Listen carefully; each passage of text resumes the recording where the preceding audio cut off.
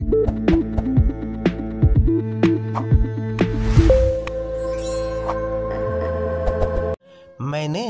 Cycle के handle से cycle की सीट पर बैठे बैठे ही अखबार निकालकर आभा सदन में मेन गेट के ऊपर से फेंका। तभी एक सुंदरी गेट खोलकर बाहर निकलकर बोली, आप इस तरह अखबार क्यों फेंकते हैं? गेट के अंदर किसी के ऊपर गिर जाए या अखबार ही पानी में गिर जाए तो? सुंदरी की आकर्षक सूरत व कोयल जैसी मधुर आवाज़ से मैं इतना प्रभावित हुआ कि मुझे ज्ञात ही नहीं कब मेरे मुंह से निकल गया, जी गलती हो गई, कल से ध्यान रखूंगा। और वह सुंदरी मेरे तरफ मुस्कुराकर गेट के अंदर चली गई। गेट बंद हो गया तो मैं भी अन्य अखबारों को बांटने के लिए साइकिल बढ़ाकर आगे चल दिया। मुझे सुबह सुबह लगभग 200 अखबार बांटने पड़ते थे। अखबार एजेंसी से मिले हर पते पर जाकर अखबार देना पड़ता था। हर घर में अखबार समय से पहुँचे, इसलिए जल्दी इतनी रहती थी कि मैं चलती साइकिल से ही मेन गेट के ऊपर से अखबार फेंकते हुए आगे बढ़ता जाता था। समय से अखबार बांटकर पढ़ने के लिए अपने कॉलेज पहुंच जाता, मगर उस दिन से मैंने आभा सदन में कभी भी चलते चलते अखबार नहीं फेंका। हमेशा साइकिल खड़ी करके मेन गेट के नीचे से अखबार सरका देता। कभी कभार वह सुंदरी गेट पर मिल जाती तो अभिवादन की मुद्रा में मेरे हाथ स्वतः ही जुड़ जाते, वह भी मुस्कुरा देती। अस्पताल से लौटकर मैंने ऑटो रिक्शा अपने घर के दरवाजे पर खड़ा किया। पिताजी को सहारा देकर ऑटो से नीचे उतारा और उन्हें सहारा देते हुए घर में पहुंचकर चारपाई पर लिटा दिया। माँ ने उन्हें गर्म पानी के साथ दवा खिला दी तो वह चारपाई पर ही आराम करने लगे। मैं कॉलेज के लिए लेट हो गया था, अतः मैंने आज कॉलेज की छुट्टी करना ही उचित समझा। पिताजी की तबीयत खराब थी तो मैं घर में पड़ा पड़ा क्या करता। घर से खाना पीना खाकर मैं पिताजी का ऑटो लेकर निकल गया। घर में पड़े रहने से अच्छा है ऑटो से कुछ कमाई ही कर लाऊं। मैं ऑटो लेकर सवारी के इंतज़ार में धीरे धीरे आगे बढ़ रहा था। अभी मैं लगभग 1 किलोमीटर ही सड़क पर चला था कि वही सुंदरी सड़क के किनारे कार के पीछे कुछ विचलित मुद्रा में खड़ी थी।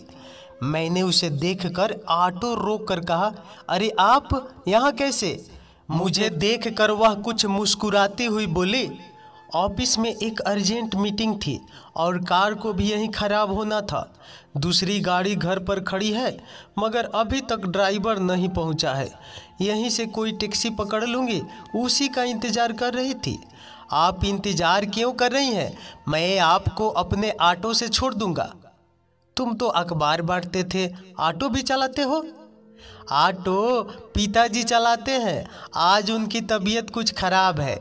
अखबार बांटने से कुछ पैसे मिल जाते हैं, घर का खर्चा तो ऑटो से ही चलता है। मेरा ऑफिस 10 किलोमीटर दूर है, तुम्हारा ऑटो पहुंच जाएगा वहां तक? जी हाँ, ऑटो वहां तक पहुंच जाएगा और मैं आपको समय से ही पहुंचा दूंगा। उसने कार की सीट से अपना एक छोटा हैंड बैग उठाया और कार को लॉक कर दिया।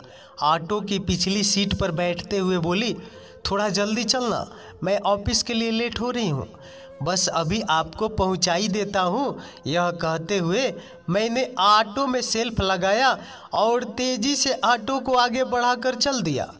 अभी मैं उसे लेकर 1 किलोमीटर ही चला था कि ऑटो अकस्मात बंद हो गया। मैंने कई बार सेल्फ लगाया मगर ऑटो स्टार्ट न हुआ तो मेरी निगाह फ्यूल की सुई पर गई जो बिल्कुल नीचे टिकी हुई थी। मुझे समझते देर न लगी कि ऑटो में डीजल समाप्त हो गया है। मेरा दुर्भाग्य मुझ पर सवार हो गया। मेरी जेब में एक भी पैसा नहीं था और पास में कोई डीजल टंकी भी नहीं थी। मुझे उदास देखकर वह बोली, अब क्या हुआ? मैं बोला, डीजल समाप्त हो गया। वह बोली, यहाँ तो पास में कोई टंकी भी नहीं है। खैर कोई बात नहीं, मैं कोई टैक्सी लिए लेती हूँ। और इतना कहकर वह ऑटो से उतरकर नीचे सड़क पर आकर खड़ी हो गई। दुर्भाग्य के साथ मेरा सौभाग्य भी कम न निकला। ऑटो में डीजल खत्म होने को मैं अपना दुर्भाग्य समझूं या सौभाग्य, इसे मैं अपना सौभाग्य ही समझता हूँ, क्योंकि जिस जगह डीजल समाप्त हुआ वहाँ से चंद कदमों पर मेरा प्रिय मित्र हरीश अपनी बाइक पर बैठा फ़ोन पर किसी से बात कर रहा था। मैं भागकर उसके पास पहुँच गया और उसे अपनी सारी राम कथा सुनाकर कुछ समय के लिए उसकी बाइक मांग ली। बाइक लेकर मैं उसके पास आ गया और बोला, बैठिए। वह बोली, अरे यह बाइक कहाँ से ले आए? मैं बोला, मेरे मित्र की है, अब तो मैं आपको समय पर ही पहुंचा दूंगा। वह बोली, ठीक है चलो। कहती हुई वह मेरे पीछे अपने सूट को संभालती हुई लड़कों की तरह दोनों तरफ पैर करके बैठ गई। उसने अपने छोटे से हैंड बैग को बीच में दबाकर दोनों हाथ मेरे कंधे पर रख दिए। मेरे शरीर में एक साथ सिहरन सी दौड़ गई।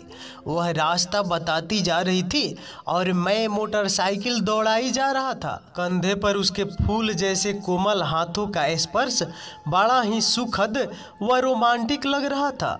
कभी कभी बाइक के ब्रेक लगने पर उसके उभरे हुए उरोज मेरी पीठ से भीज जाते तो मैं सिकुड़ कर रह जाता। मैं मीठे सपनों में खोए जा रहा था।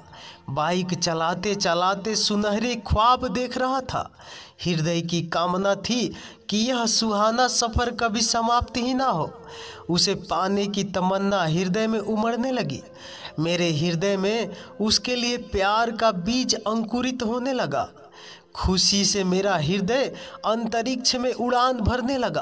अंतरिक्ष में उड़ान भरते भरते मैं चांद तारे चुन ही रहा था कि मैं अंतरिक्ष में ठिकाना न मिलने पर एक साथ धड़ाम से नीचे ज़मीन पर गिर पड़ा। जब मेरे कानों ने यह आवाज़ सुनी, मेरा ऑफिस आ गया है। मैंने अपने आप को संभाला और बाइक रोक दी। उसने धीरे धीरे अपने हाथ मेरे कंधे से सरका कर बैग को पकड़ लिया और बाइक से उतरते हुए बोली, आपका बहुत बहुत धन्यवाद जो आपने मुझे समय पर पहुंचा दिया। यही है मेरा ऑफिस। उसके हाथ मेरे कंधे से ऐसे सरक गए जैसे मेरे जिस्म से मेरी जान सरक गई हो। मेरा ख्वाब टूटा तो मैं आभा स्टील लिमिटेड के सामने खड़ा था। आभा स्टील्स शहर का सबसे बड़ा और ख्याति प्राप्त स्टील प्लांट था। अच्छे अच्छे इंजीनियर उसमें नौकरी करने के लिए लालायित रहते थे। मैंने भी आभा स्टील का नाम अच्छी तरह सुना था और मैंने यह भी सुना था कि उसकी मालिक कोई लड़की आभा है। मैंने कुछ संभल कर पूछा, क्या आप इस कंपनी में नौकरी करती हैं? वह बोली, नहीं, यह मेरी ही कंपनी है, मैं इसकी मालिक हूँ। मैं बोला, तो क्या आभा जी आप ही हैं? वह बोली, हाँ, मेरा ही नाम आभा है। यह सुनकर मैं तो हक्का बक्का ही रह गया। मैं बोला, अरे आपसे प्रतिदिन मुलाकात होती है फिर भी मैं आपको पहचान न सका। इसे ही कहते हैं चिराग तले अंधेरा। मैं कब से आपको जानता था मगर मुझे यह पता नहीं था कि आप ही आभा स्टील्स की मालिक है। मैं अपने मन में यही सोच रहा था कि आज तो मैं इनके साथ सफ़र भी कर रहा था और क्या क्या ख्वाब देख रहा था। कहाँ मैं और कहाँ यह तो मेरे लिए खट्टे अंगूर ही है। मैं इन्हें पाने के ख्वाब देख रहा था। तभी उसने अपना छोटा सा हैंड बैग खोलकर उसमें से 1000 का नोट, उस समय दोस्तों 1000 का नोट चलता था, निकाल कर मेरी तरफ बढ़ाते हुए कहा, लो पकड़ो। मैंने दोनों हाथ जोड़कर ना कह दिया तो उसने वही नोट मेरी शर्ट की जेब में ठूसते हुए कहा, तुम्हारे ऑटो में तेल नहीं है, डलवा लेना। तभी गेट कीपर कंपनी का गेट खोलकर आया और उसने आभा के हाथ से बैग ले लिया। आभा उसके पीछे पीछे कंपनी के अंदर दाखिल हो गई। कंपनी का गेट बंद हो गया, मगर मैं वहीं खड़ा किन ख्यालों में वहीं खड़ा रह गया। नींद मेरी आंखों से कोसों दूर थी। चारपाई पर पड़े पड़े रात्रि के 2 बज चुके थे, मगर नींद थी कि जो आने का नाम ही नहीं ले रही थी। आभा का प्यार मेरे लिए दूर की कौड़ी था और मुझ में इतनी हिम्मत भी नहीं थी कि उसके सामने अपने प्यार का इजहार कर सकूं। मगर हृदय में जो प्यार का बीज अंकुरित हो चुका था, उसे कैसे नष्ट करूं? मेरी औकात ही क्या है जो आभा जैसी लड़की के सामने अपने प्यार का इजहार करूं और आभा मान जाए। आसमान में ऊंची उड़ान भरने के लिए हवाओं का रुख देख लेना चाहिए, क्योंकि वहां ठिकाने नहीं होते। वहां से गिरे तो जमीन पर ही आओगे, हड्डियां भी नहीं बचेगी। आभा कोई साधारण लड़की नहीं है जो मेरे प्यार को स्वीकार कर ले। अब भी संभल जा, उसे भूलने में ही लाभ है। मेरी अंतरात्मा मुझे समझाती रही, मगर दिल था जो कि भूलने को तैयार ही नहीं था। मेरा नसीब भी कहाँ आकर अटक गया। जो नसीब में नहीं, उसे पाने की चेष्टा सूरज को छूने के समान थी। हृदय की वेदना को मैं अच्छी तरह महसूस कर रहा था, मगर मैं बेबस था। आभा की यादें दिल को कुरेदती रही। पूरी रात नींद आंखों से दूर ही रही। सुबह के 4 बज गए तो मैं साइकिल उठाकर अखबार उठाने के लिए न्यूज़ एजेंसी पहुंच गया। न्यूज़ एजेंसी अखबार उठाकर मैं प्रतिदिन की तरह वहीं से बांटते बांटते आभा सदन तक पहुंच गया। मेन गेट पर आभा को खड़ी देखकर मुझे कोई आश्चर्य नहीं हुआ, क्योंकि वह कभी कभार मुझे पहले भी मिलती थी। मैंने साइकिल खड़ी की और साइकिल के कैरियर से एक अखबार निकालकर आभा की तरफ चल दिया। मैंने दोनों हाथ जोड़ने की मुद्रा में अखबार को दोनों हाथों के बीच में दबाकर अखबार को आभा की तरफ बढ़ा दिया। मेरे हाथों के बीच से अखबार को खींचते हुए आभा बोली, चाय नहीं पियोगे? मैं बोला जी। वो बोली, अंदर आओ, 1 कप चाय पी लो। सुबह घर से जल्दी चले हो, इसलिए चाय भी नहीं पी होगी। मैं बोला जी, अभी तो मैं लेट हो रहा हूँ, समय पर सभी के यहाँ अखबार पहुँचाना है, फिर किसी दिन। वो बोली, अखबार तो तुम रोज ही बांटते हो, तुम्हें किस दिन समय मिलेगा? मैं बोला, जी हाँ, यह तो अपना धंधा है ही, किसी दिन अखबार बांटने के बाद आऊँगा। वह बोली, किसी दिन क्यों, आज ही अपना काम समाप्त करने के बाद आ जाओ, चाय के साथ साथ कुछ बात भी कर लेंगे। दोस्तों, मैं बोला, अखबार बांटते बांटते कॉलेज का समय हो जाता है, इसलिए आज तो नहीं आ पाऊँगा। अच्छा, संडे को मिलते हैं। वह बोली, संडे को खाली रहते हो? मैं बोला, संडे को कॉलेज की छुट्टी रहती है, अखबार बांटने के बाद घर पर ही पढ़ाई करता हूँ। वह बोली, तो ठीक है, संडे को मैं तुम्हारा इंतज़ार करूँगी। मैं बोला, जी, मैं कोशिश करूँगा।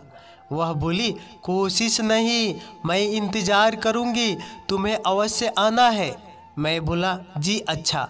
कहते हुए मैं अपनी साइकिल पर चढ़कर आगे बढ़ गया। आभा वहीं खड़ी रही। कुछ दूर जाकर मैंने पीछे मुड़कर देखा तो आभा वहीं खड़ी मुझे ही निहार रही थी। अखबार बांटते बांटते मैं यही सोचता रहा कि मुझे आभा चाय पर क्यों बुला रही है। कहीं इसे भी तो मुझसे प्यार नहीं हो गया, या मेरी गरीबी को देखकर मुझ पर तरस खा रही होगी कि मैं सुबह 4 बजे घर से निकलता हूँ, चाय भी नहीं मिलती होगी तो इसे 1 कप चाय ही पिला दूँ। प्यार करने के लिए तो शहर में उसके लिए एक से एक रईस पड़े हैं, किसी से भी प्यार कर लेगी, किसी को भी अपना जीवन साथी बना लेगी। मुझ में ऐसी क्या खूबी है जो मुझे ही चाहेगी? मगर यह प्यार भी अजीब चीज़ है, दिल जहाँ लगा उसी का हो गया।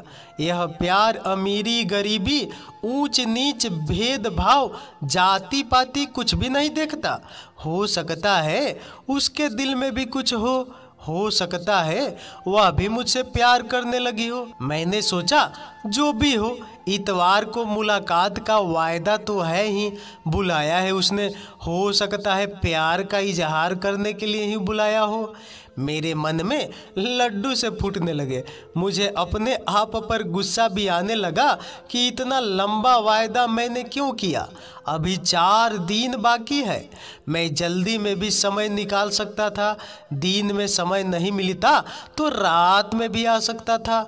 कैसे कटेंगे 4 दिन। आज ही अखबार बांटकर उसकी कोठी के सामने से वापस निकलूंगा।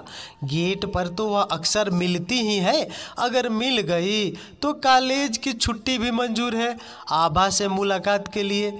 यही सोचते सोचते अखबार बांटने के बाद मैं उसी रास्ते से वापस हुआ।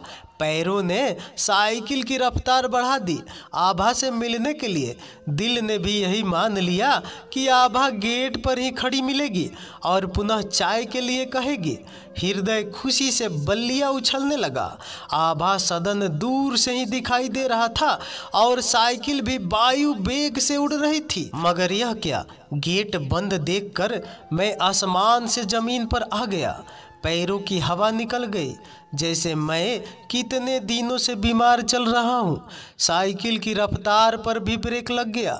जो साइकिल वायु वेग से उड़ रही थी वह अब रेंगने लगी।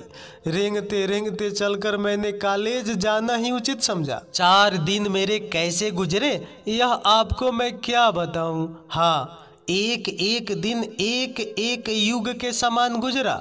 उससे अधिक अचंभा मुझे इस बात का हुआ कि मुझे आभा किसी भी दिन गेट पर नहीं मिली, जो अक्सर मिल जाया करती थी। आज संडे था, आज का तो वायदा था, मगर आभा आज भी गेट पर मुझे दिखाई नहीं दी। तो मैं अखबार गेट कीपर को देकर आगे चलता बना। हृदय में लालसा तो उठी कि गेट कीपर से पूछ लूं, मगर अंतरात्मा ने गवाही नहीं दी। तो मैं अखबार बांटता हुआ आगे बढ़ता गया। अखबार बांटकर आभा से मिलने का उत्साह मेरे हृदय में छलांगे भर रहा था। चाय तो एक बहाना था, चकोर तो अपने चांद का ही दीवाना था। लगभग 8:30 बजे तक मैंने अपने सभी अखबार बांट दिए, जिन्हें पहले मैं कभी भी 9 बजे तक नहीं बांट पाया था। मैंने तुरंत ही वापसी की। जैसे मैं उड़कर आभा सदन के गेट पर आ गया। गेट पर खड़े संतरी से मैंने कहा, जी मुझे आभा जी से मिलना है। संतरी बोला, क्या काम है? मैं बोला, उन्होंने मुझे बुलाया था। वह बोला, कब? मैं बोला, आज ही बुलाया था। संतरी कुछ झल्ला कर बोला, आज तो बुलाया था, मगर कब बोला था आज आने के लिए? मैं बोला, जी 4 दिन पहले। वह बोला, 4 दिन पहले? 4 दिन पहले तो आभा मैम की गाड़ी का एक्सीडेंट हो गया था।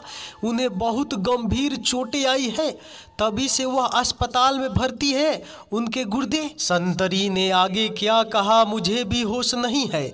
मैं बदहवास साइकिल दौड़ाता हुआ अस्पताल पहुंच गया। आभा जी आईसीयू वार्ड में भर्ती थी। वार्ड के गेट पर कंपनी के अधिकारी और कर्मचारियों की भीड़ लगी थी। लोग तरह तरह की बातें कर रहे थे। गुर्दे की व्यवस्था अभी तक नहीं हो पाई। अगर किडनी नहीं मिली तो देखो, शायद आज कल में मिल जाए। जीएम साहब काफ़ी भाग दौड़ कर रहे हैं। अरे वह तो 10-5 लाख रुपए देने को तैयार है, मगर कोई डोनर तो मिले।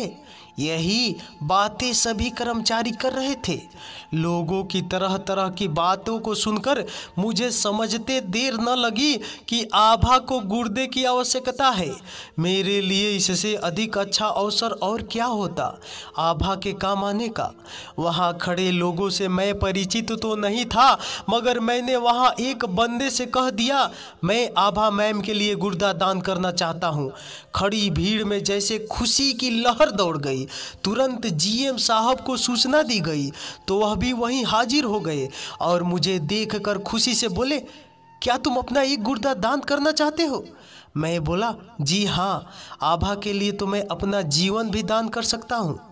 वह बोला, अगर तुम स्वेच्छा से मेम साहब के लिए एक गुर्दा दान कर रहे हो तो हम तुम्हारी बहुत मदद करेंगे, साथ ही तुम्हें 5 लाख रुपया पुरस्कार बतौर देंगे।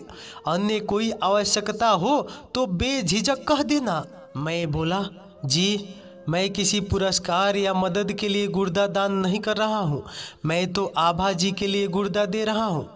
डॉक्टरी जांच के बाद हरी झंडी मिलते ही मुझे ऑपरेशन थिएटर में पहुंचा दिया, जहां पहले से आभा मूर्छित अवस्था में ऑपरेशन टेबल पर पड़ी हुई थी। उसी के बराबर में एक अन्य टेबल पर डॉक्टरों की टीम ने मुझे लिटाकर एक इंजेक्शन लगा दिया। उसके बाद क्या हुआ मुझे पता नहीं। दूसरे दिन मुझे होश आया तो मैं भी उसी आईसीयू वार्ड में आभा के बराबर वाले बेड पर पड़ा हुआ था। आभा अभी भी मूर्छित थी। मेरी बाईं कोख में ऑपरेशन के कारण हल्का दर्द था। हालत सुधरती गई तो मुझे आईसीयू से निकालकर 2 दिन बाद ही वार्ड में शिफ्ट कर दिया गया, मगर आभा आईसीयू में ही रही। उसकी हालत में तो सुधार था, मगर स्थिति अभी भी गंभीर बनी हुई थी। लगभग 10 दिन बाद मुझे अस्पताल से छुट्टी मिल गई। आभा की भी हालत में सुधार था, मगर वह अभी तक आईसीयू में ही थी। अस्पताल से छुट्टी के समय मैंने आभा से मिलना भी चाहा, मगर कुछ बीमारियों के खतरे की वजह से डॉक्टरों ने मुझे मिलने नहीं दिया। आभा का दीदार दूर से ही शीशे की दीवार से करके मैं अपने घर पहुंच गया। 2 महीने बाद मेरे MBA टेक फाइनल के एग्जाम थे।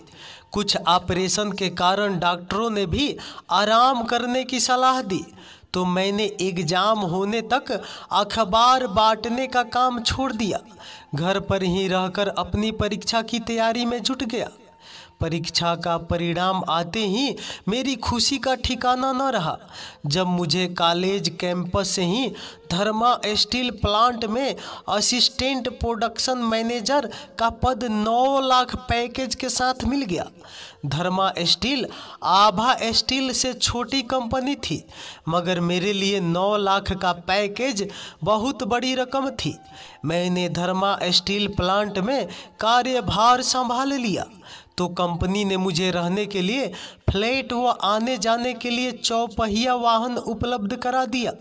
मैं अपने माता पिता के साथ पुराना जीर्ण शीर्ण घर छोड़कर नए फ्लैट में पहुंच गया।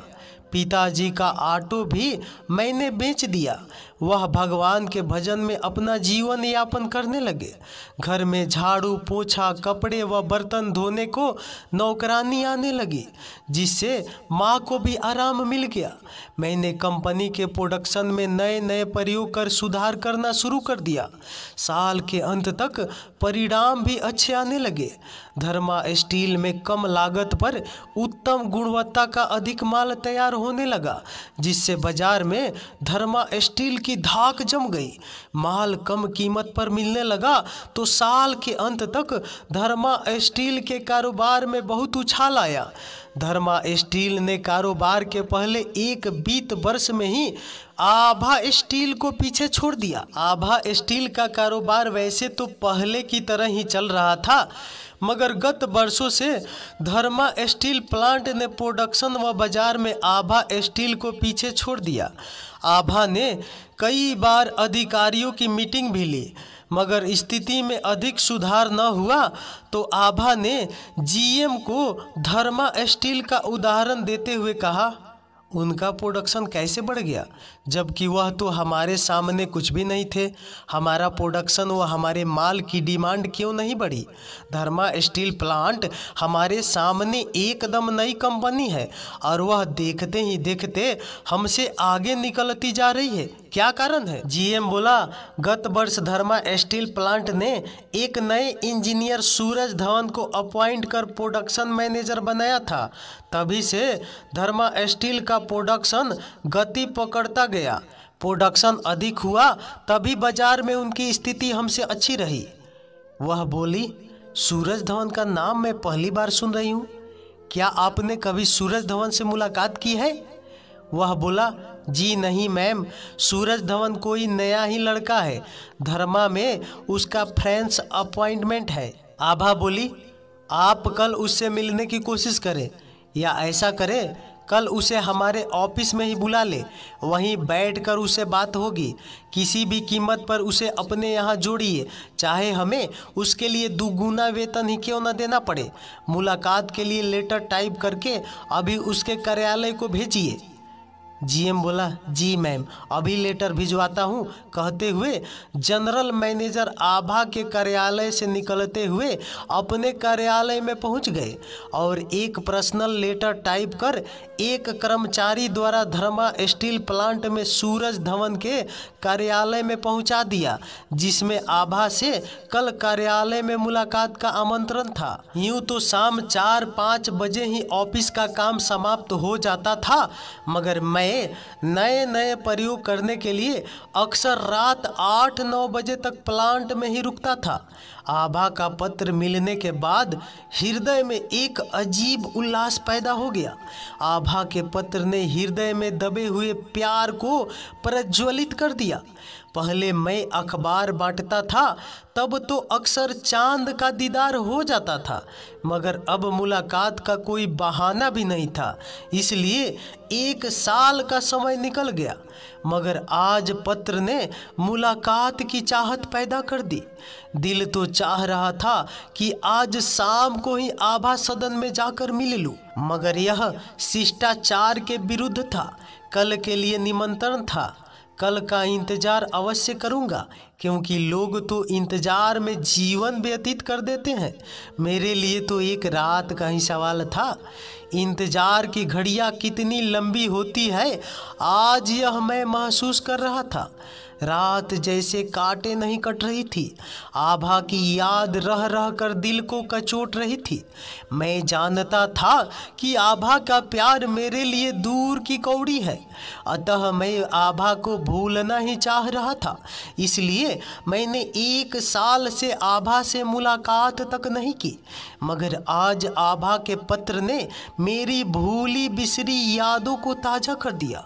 जैसे सूखी फसल पर अमृत की वर्षा हो गई हो। जैसे तैसे रात कटी तो मैं सुबह जल्दी ही तैयार होकर आभा स्टील्स पर पहुंच गया। गेट के सहारे मैंने अपनी गाड़ी खड़ी कर दी और गाड़ी से निकलकर गेट पर पहुंच गया तो गेट कीपर ने मुझे देखकर रोकते हुए पूछा, आप कहाँ जा रहे हैं?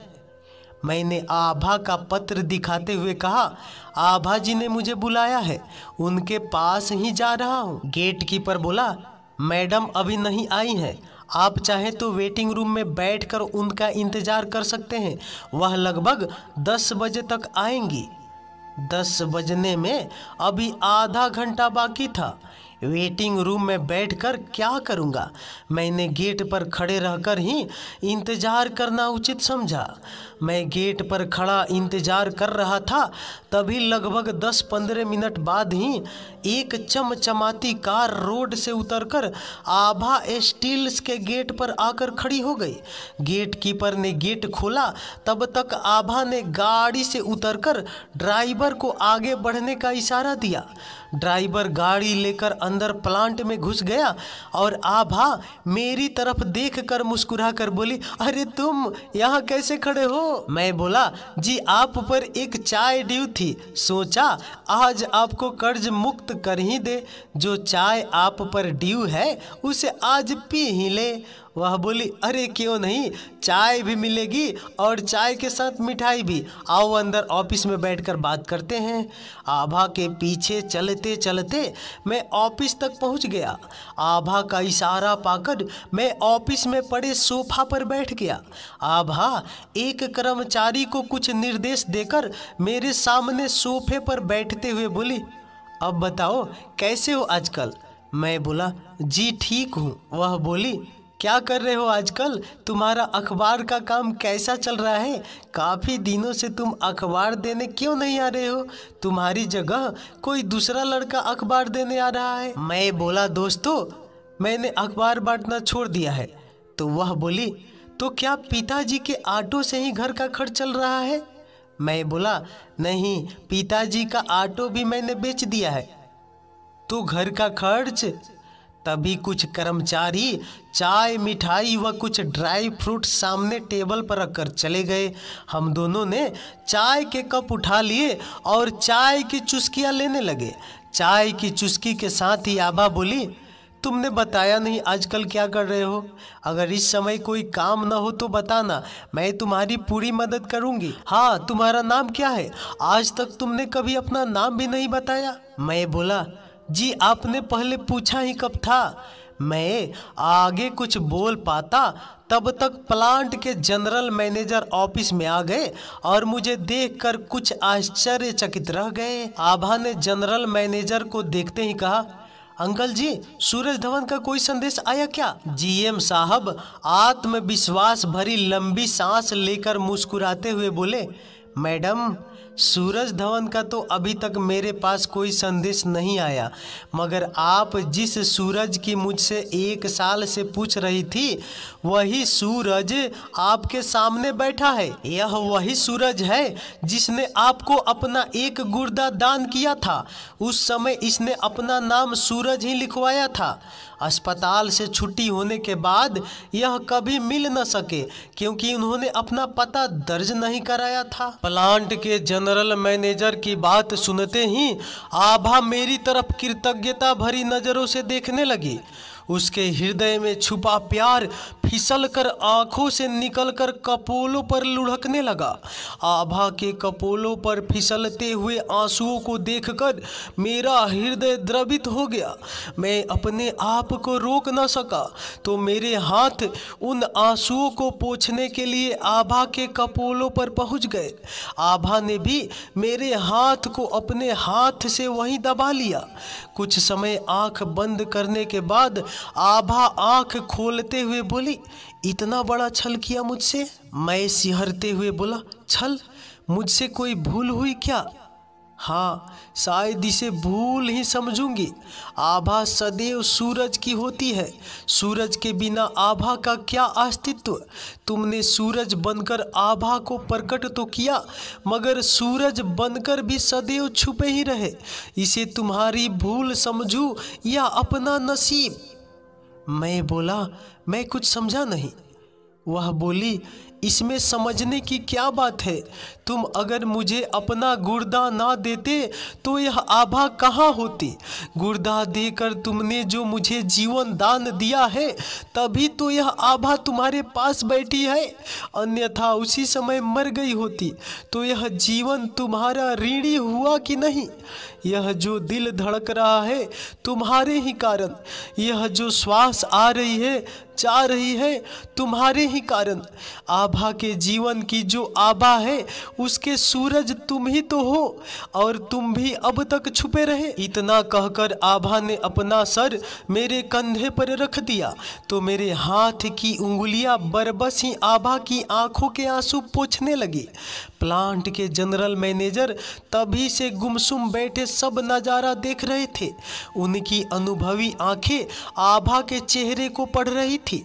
वह खड़े होकर बोले, मैडम, सूरज धवन को अब तक आ जाना चाहिए था, मगर वह अब तक नहीं आए।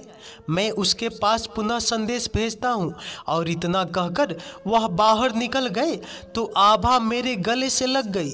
अपने अधरों को मेरे कपोलों पर घुमाते हुए बोली, बोलो सूरज, अब तक तुम कहाँ रहे? मेरे शरीर में सिहरन सी दौड़ गई। आभा से प्यार का जो सपना मैंने देखा था वह पूरा हो रहा था। जिस आभा के प्यार को मैं दूर की कौड़ी समझता था, वही आभा मेरे आलिंगन में थी। मैं कितना खुश नसीब था कि आभा भी मुझसे प्यार करने लगी। आभा के सामने तो मैं एक कर्मचारी ही था, वह ठहरी प्लांट की मालकिन। मैंने थोड़ा शर्माते हुए कहा, आपके आदेश का इंतजार कर रहा था। वह बोली, गुर्दा देने के बाद 1 साल से तुम मेरे पास आए क्यों नहीं? मैं बोला, गुर्दा देकर मैंने कोई एहसान नहीं किया था जो उसे जताने तुम्हारे पास आता। मेरे दिल ने तुमसे प्यार किया था, उसी प्यार को मैंने अपना गुर्दा दिया था, तुम्हें नहीं। कुछ कार्य की व्यस्तता भी रही, इसलिए मैं तुम्हारे पास नहीं आ सका। कार्य की व्यस्तता? क्या काम करते हो? अखबार बांटना तो तुमने छोड़ ही दिया। मैं बोला, मैं जॉब करता हूँ। वह बोली, क्या जॉब करते हो? मैं बोला, धर्मा स्टील प्लांट में। धर्मा स्टील प्लांट में? धर्मा स्टील प्लांट में क्या जॉब करते हो? तुम अपनी कंपनी समझकर मेरे पास भी आ सकते थे, मैं तुम्हें कोई अच्छा सा जॉब अपनी कंपनी में ही दे देती। मैं बोला, जी मुझे कॉलेज कैंपस से ही जॉब मिल गया था, इसलिए आपके पास जॉब के लिए आने का समय ही नहीं मिला। आभा बोली, धर्मा में क्या करते हो? मैं बोला, मैं प्रोडक्शन मैनेजर हूँ। Production manager? तो क्या तुम सूरज धवन हो? जी हाँ, मेरा नाम सूरज धवन ही है। सूरज धवन नाम सुनते ही आभा की खुशियों का पारा बल्ली उछल गया। उसने खुशी में चीख कर संतरी को आवाज़ दी। आभा की चीख सुनकर संतरी के साथ साथ जनरल मैनेजर, अन्य विभागों के मैनेजर व कुछ कर्मचारी दौड़ते हुए चले आए तो खुशी से पागल आभा ने जनरल मैनेजर से कहा, अंकल जी, हमें जिस सूरज की तलाश थी उसका तेज तो हमारी उम्मीद से 2 गुना अधिक निकला। आज हमें एक नहीं दो सूरज एक साथ मिल गए हैं। अपना सूरज ही सूरज धवन है। इतना कहते ही सभी के सामने आभा ने मुझे अपने आलिंगन में भर लिया तो मैंने भी धीरे से उसके कान में कहा, आभा एक पप्पी देना। आभा ने शर्माकर सर झुकाकर अपने चेहरे को दोनों हाथों से ढक लिया। तो दोस्तों, ये कहानी कैसी लगी यार? भूखते भूखते मुंह, चिल्लाते चिल्लाते देखिए मेरा मुंह सूख गया है। तो प्लीज़ यार एक लाइक तो बनता है यार, एक लाइक ज़रूर कर दीजिए। बस 1000 लाइक इस पे चाहिए वीडियो पे। तो चलिए एक लाइक कर दीजिए। तो चलिए अगले वीडियो मिलते हैं, तब तक नमस्कार, धन्यवाद, बाय बाय और लव यू।